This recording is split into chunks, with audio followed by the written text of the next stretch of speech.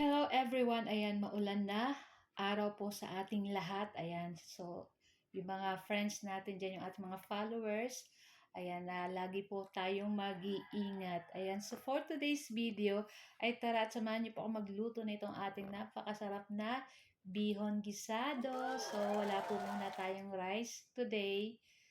Ayan yung aming lunch. So hanggang snacks na rin po yan, and baka habutin na rin ng dinner. So, ayan. So, guys, 83 days na lang at Pasko na.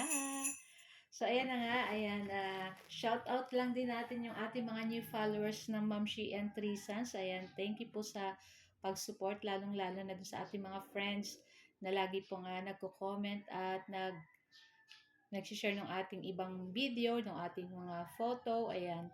And syempre yung mga nagsisend po din ng mga star, ayan, maraming salamat po sa inyong lahat. So, ayun nga guys, so nagsangkot siya na ako ditong ating pork.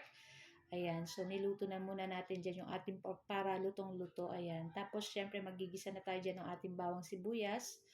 At pagkatapos ay maglalagay rin po tayo dyan ng atay ng manok para mas masarap. Tapos, naglagay na rin po tayo dyan ng gulay, ayan, para the more na marami pong gulay, syempre masarap po. Naglagay na rin tayo dyan ng paminta, soy sauce, naglagay tayo ng 1 pork cube at naglagay rin tayo ng oyster sauce. So, kayo na pong bahala kung ano po pang mga gusto nyo ilagay. Ayan, hahanguin na rin natin to guys para hindi maluto masyado yung ating gulay. Ayan, para mamaya pag nilagay natin doon sa ating bihon ay hindi siya ganoon ka tawag niyan, lutak sa Tagalog. Ayan. Pagkatapos, pagka alis natin ng ating gulay, maglagay na tayo dyan ng tubig at maglagay naman tayo dyan uli ng soy sauce at paminta uli. Tapos, syempre, maglagay uli tayo ng isang pang pork cube. So, gumamit tayo dyan ng 2 pork cube. Hindi na po tayo gagamit dyan ng asin or ng iba pa. Ayan. Tapos, yan, hintayin lang po natin yung kumulo. Itong ating nilagay na tubig dyan. Ayan. Mga isang pitsil yan, guys. Pagkatapos, ayan, dapat hintayin natin kulong-kulo bago natin ilagay yung ating bihon dyan. So, pag kulong-kulo ay madali na lang po yung maluto. Ayan. So, hintayin lang natin wala yung sabaw nitong ating bihon. Napakadali lang po nito. Once na kulong-kulo yung tubig na nilagay natin, ay madali na po yan.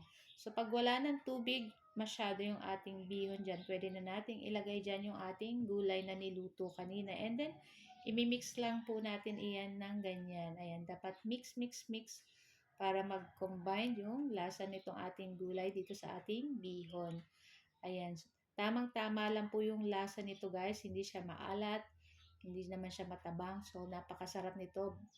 Lalo na kung marami po kayong kalamansi. Ay, nako. So, nag-slice bread na lang kami dito, guys. At plano sana namin mag-kalamansi juice, pero wag na pala kasi okay na tong ating napakasarap na bihon. Makikita nyo, guys, ay umuusok pa. So, guys, ito lang po ang aming video today. Ayan, maraming salamat po lagi sa inyong panonood at pagko-comment. Thank you for watching. Ciao!